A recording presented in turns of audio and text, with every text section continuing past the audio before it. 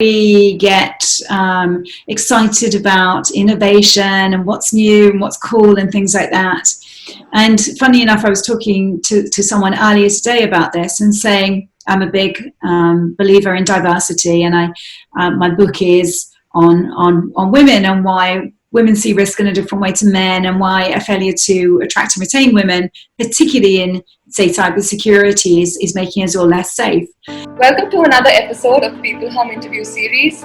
I'm your host Vanessa Rose, and let's begin with a quick introduction of peopleHum. peopleHum is an end-to-end, one-view integrated human capital management automation platform, the winner of the 2019 Global Cody Award for HCM, that is specifically built for crafted employee experiences and the future of work. We run the peopleHum blog and the video channel, which receives upwards of 200,000 visitors a year, and publish around 2 interviews with well-known names globally every month. And now for our guest, Jane Frankland is an award-winning entrepreneur, best-selling author, speaker, influencer, and women's activist. She's the owner and CEO of Cybersecurity Capital Limited. She's also a global digital advisor of the World Assessment Council. She was recognized as one of LinkedIn's top voices, a top 20 cybersecurity global influencer, and top 100 in UK Tech. We're extremely happy and honored to have you here, Jane. Thank you. I'm so happy to be here. Thank you so much for having me.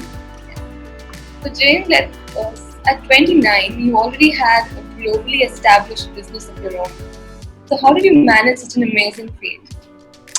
I think you do incredible things, or can do incredible things when you're in your 20s, actually, because sometimes the world is your oyster. You're invincible. You know, you haven't really experienced too many setbacks. So for me, I always knew from being a small child, that I wanted my own business. And then because, although I've worked in technology and cybersecurity for over 22 years, I actually came from a background in art and design.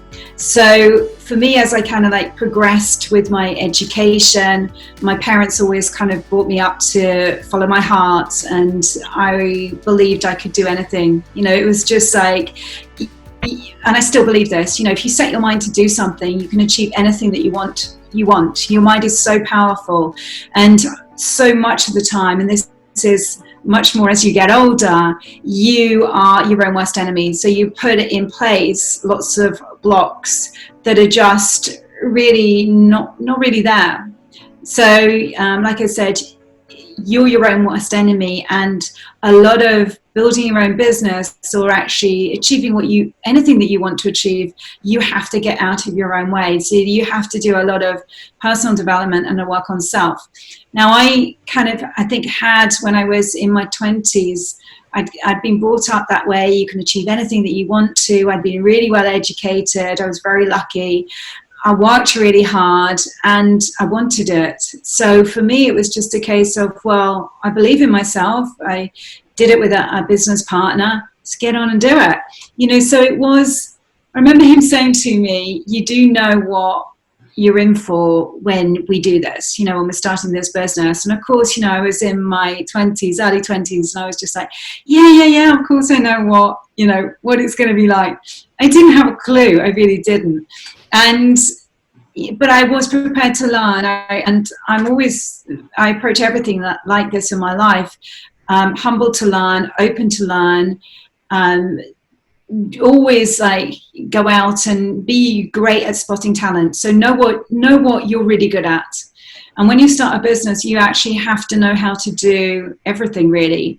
Not so that you continue to do that, you know, full time, all the time, but you need to be able to understand the job so you can recognize and spot great talent so that they can come in and do a better job than you can. And also so that you're not going to be taken advantage of when you're employing either suppliers or people to come and work, you know, with you. So it's being a little bit of jack of all trades to begin with, recognizing where you're strong and where you're weak, where you want to go in terms of your progression, in terms of those skill sets, and then being really, really good at spotting great talent and then taking care of your people. Because if you take care and look after the people who work with you, they're going to do a great job and they're also going to go and find you great people who'll come and want to work with you, and they'll also do a great job. So it's so much easier and more enjoyable just to both stretch your people in terms of their ability, invest in them and develop them and support them, but actually and reward them. So it's just like stretch, challenge, reward, and truly value the people who work with you for as long as they work with you. Yeah, in the end, it's all about the people who make you what you are. Exactly. And there's always this people are your greatest asset, and it's just like they are your greatest asset. I firmly believe in that. And yeah, the older that I've got, if I look back on my younger self and think about, well, how was I when I was in my 20s managing teams of people, or 30s, I was always fair, because I think when I started my business, I was also a parent. So I had my son at that stage. I've got three kids, but I've always been fair and had boundaries in place. And the boundaries, much like a parent is with their children, they're safe with the boundaries. If they know where they stand, it's just like, you step out of line or you do that, there are repercussions for that to various degrees. Whether you believe you're going to sit on the naughty stair or you're going to get a smack, or you're going to get your toy taken away, whatever it is. And I'm not saying any of those methods are appropriate for raising your children, but I'm just giving you common examples. And obviously you wouldn't do those things with people who are working with you, but it's just having those clear boundaries and ensuring that your team really understand what they are and why they're in place. And then what I find is when that happens, you really develop a really good psychologically safe environment, a fair environment. People respect you as a leader for ensuring those boundaries are in place, and also enforcing them so that it's maintained. So yeah, it's better as transparent it is. Exactly. Yeah, exactly. Yeah, truly valuing your people and being genuine and thankful for them and rewarding them, but keeping those boundaries in place and then developing them as they move through their career, stretch them. So yeah, I think in the beginning I was probably tougher. As I've got older, I've probably mellowed a little bit, but I still always have those boundaries in place. And I think also as a woman, this is what I'm kind of realizing more and more as I develop. I think when you're younger, and especially with Sheryl Sandberg, this whole lean in and work hard. Is typically as women, we tend to work twice as hard, if not 10 times as hard as any of our male friends, peers, etc., etc. And we have that desire, and we're not viewed in the same way. We experience discrimination. We're not victims, and we have to work really hard to not be painted as victims, and do lots of other things in accordance with the unconscious bias that exists, the way that the workforce is currently.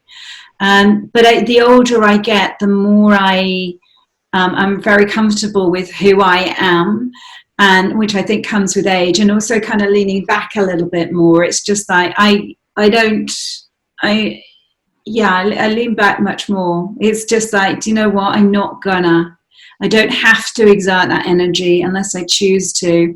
And it's really calling in, particularly because I've worked in a male-dominated industry, it's actually calling in more of the feminine energy. So calling that in, owning it, owning my womanness, being really comfortable in that more so than ever, not feeling like I have to fit in. And these are, in my view, learned skills, but also typically skills and ways of being that come as you get older. So you get maybe a bit more confident, with yourself and your surroundings. So there is clearly a lot of bias that exists, right? So what advice would you give to young women entrepreneurs who are starting to start their own business or career? Believe in self. So you have to do a lot of work in yourself. Really have the vision. So you really need to have a clear vision, know exactly what that looks like. So when I first started my consultancy, I knew exactly what my objective was. And anyone who works with me, you know, whether I'm coaching them or whether I'm going in and doing consultancy, or even if I'm speaking at an event or working as an influencer, all of these things I do, you know, I'll always start off with, well, what's your objective? You know, what is your aim? What's the result that you want to achieve? So the first thing is really being clear on your vision. What do you want to achieve? What is your mission? How do you want it to go? But also kind of with the caveat of you will need to flex and things will change as you go, and you are always going to have to be adapting and innovating. And there's the very good saying, man plans, God laughs. You know, so it's kind of working with that basis. So believe in self is really important. Have the vision and be open. Seek out good people to work with you in various different ways. So whether they are as suppliers who share your values, so be really clear on your values, whether that's people who want to come and work with you as an employee or as a partner. So it could be as a VA, or, you know, I've got a VA who works with me, a great team actually, not just a VA, but a great team, but they're not my employees. So, you know, I work with a variety of people in that way. Mentors, coaches, you know, I've got a team of coaches. So sometimes you're going to have to pay for them if you want the shortcuts and the fast learning lessons. Otherwise, you're going to have to go and do your own sourcing. So you're reading and YouTubing and things like that. But look out for those things. And importantly as well, get resourceful. So you are going to have to be fantastic at spotting talent, fantastic about being the visionary. Doesn't mean you've got to be super charismatic or anything like that, but you've got to be able to clearly communicate this, because you need people to buy into you and your vision and what your company is and things like that. And then you need to get really, really resourceful. So it's just nothing can stand in your way, whether that is a block in your head, which is challenging you, you know, such as, you know, the little voices that might say, no one's ever going to buy from you, or you're crazy, or that's stupid, or you could never do it. All of those things that everybody has. And the more you do and the more you stretch yourself and the more you get outside of your comfort zone, the more you have to manage the imposter syndrome, which is always going to be there. So it's not a case of eliminating it. It's just a case of managing it and understanding what might trigger it, and the tactics that you're going to have to put in place in order to deal with it. And get really resourceful, whether that is in terms of the people or in terms of the money and budget, how you do these things. So those are my top tips for starting: belief, vision, resourcefulness.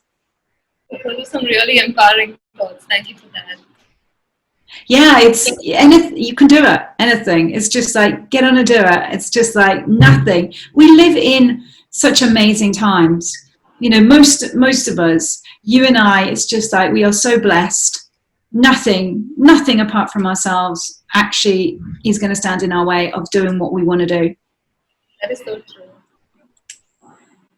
So during this time of financial crisis, what would be your advice to entrepreneurs who are forced to take a pause now and rethink their strategy?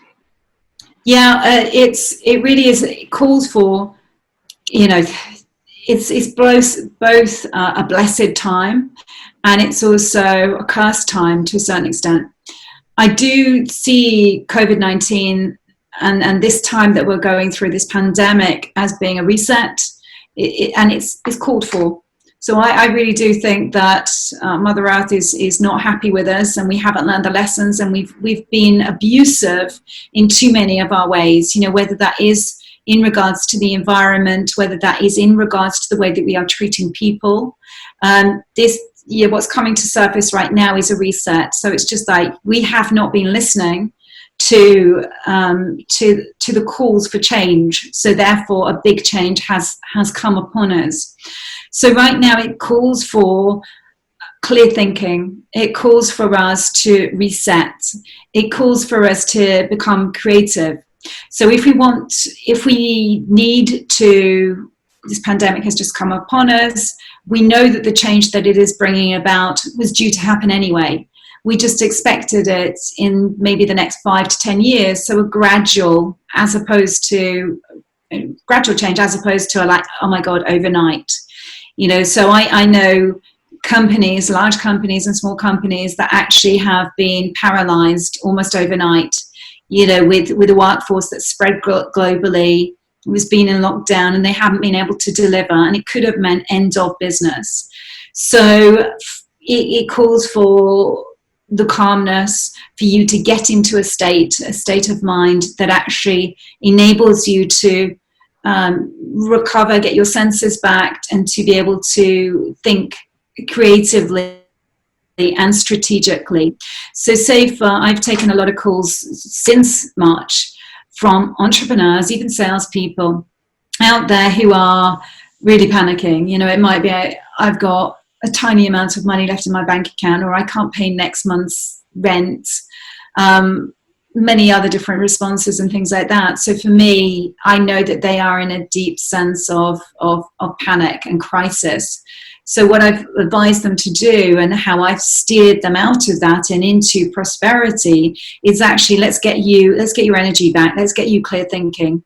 So that means actually not thinking about this. Time out, take a break, and let's get you back on track. Make sure you're eating good food, and putting this into your body. Make sure you're drinking enough water. Make sure you're getting enough sleep. Make sure, if you can, that you are getting out in nature. And I say if you can, because we've been in lockdown. So if you can get to the ocean, if you can get to a place of water, a lake, if you can get to the countryside, that's great. But try and get some space.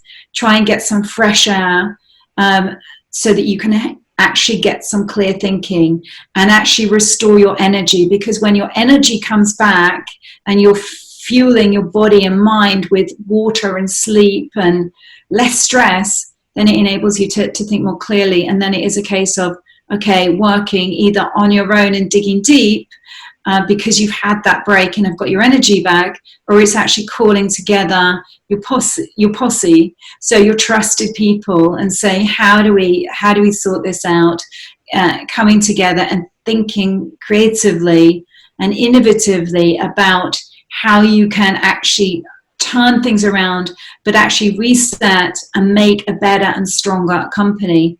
And all of this can happen. It doesn't have to be I'm taking a week out and taking a month out. It can happen over a weekend. And literally, when I've advised people who've come to me, clients and friends as well, they've turned it around. So in a completely different position, in a good position, thankfully, one month later. So it is a combination of get yourself into that state, and then look practically at the measures. Are loans available? Can you take out, not remortgage your house, but what is available to you financially? Is the government offering you anything? Looking at other means in order to turn your business around, and ultimately also knowing your clients really well. What do they want? Where are they stuck? Where do they need help? So for me, when this whole thing happened, I had my income stopped, over pretty much overnight. So the first thing that I did was actually I went out to serve my clients. It's just like, this is where I know that you are. I know I have the skills to help you get yourself out of this. So therefore, let me put something together that can help you, and it will also help me. So it really is about knowing who you're serving, what they want, and what they're also prepared to pay for. So true. Even with all the sad things happening around, I think it's a good time for some to pause and for some to recheck and restart. Absolutely. Yeah. Then that's why I think it is a blessing. It's a blessing in disguise. And to tell you what else it's also doing, I think, is because death for many of us is so closer than it's ever been, because this thing is killing people. I think it's really causing us to think, What do I want out of life? As opposed to just being on this hamster wheel and actually just going through the motions or not having the break. And it's actually causing us to think, well, actually, there is more to life. When death is so close, what do I actually want? Or at this age, and that's why also I think I'm seeing a lot of people rediscover things, pick up a paintbrush, go to a musical instrument that maybe they've not played for years.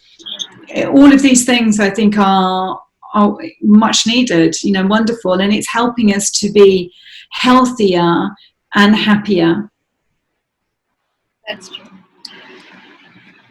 So, but coming to technology, what do you think is the future of cybersecurity, in relation to the new age tech, and what should businesses now be aware of? Actually, for me, they need to be aware of doing the basics right. So much like any industry, typically what happens is we don't do the basics. So we get excited about innovation and what's new and what's cool and things like that.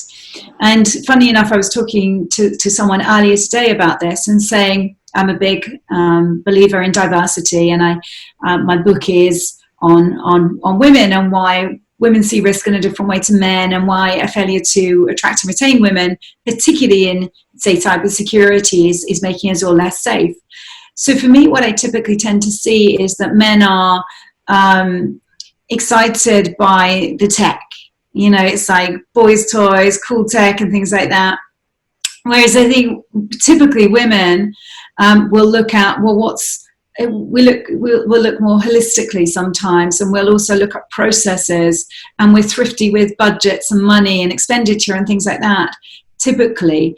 So what I see is that more women will look at the controls and the processes and procedures, and that's, I think, really where we are now. So it's really calling for more diversity. So getting not better minds into our industry, because we have great minds and great thinking in our industry. We just need different types of thinking and minds in our industry so that we can actually produce more innovative products and services, and therefore better solutions, and so we can do a better job in terms of protecting and safety, and then also we'll be happier, because right now we have an abundance of men in the industry, and both sets of people, it's just like women want more to work with more men, so it's more balanced, and men want to work with more women, so it's not all men. So for me, it is about doing the basics right first and foremost, and getting different types of thinking into our industry. So I've just spoken about women, but equally we need young people. So because right now we have a lot of older people who've come into it and grown with security, we really need to bring in younger people. We need to bring in all the other diversities, so socio and economic, race, ethnicity, gender I've spoken about, neurodiverse, disability, and make sure that we have all of these different people who are coming in, seeing things in different ways, having experienced things in different ways, and causing us to be less blindsided than we currently are, because this is our biggest weakness right now. We're all thinking the same way, and therefore, just as Einstein said, if we're all thinking the same way, then is anyone actually thinking? We are absolutely wide open. So for me, yes, we've got great tech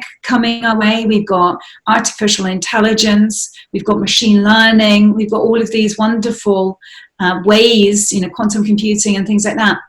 Wonderful technical ways coming our way, and more connectivity and more openness.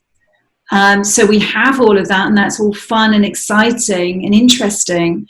But we really need to look at the people side of things, this diversity, and concentrate on the basics and get those, do a better job of the basics. And I think it was someone in the industry, Bruce Snyder, said, if the people aren't capable of doing this, then we do have to look to the machines to do it. So, it's whether that is going to be the case.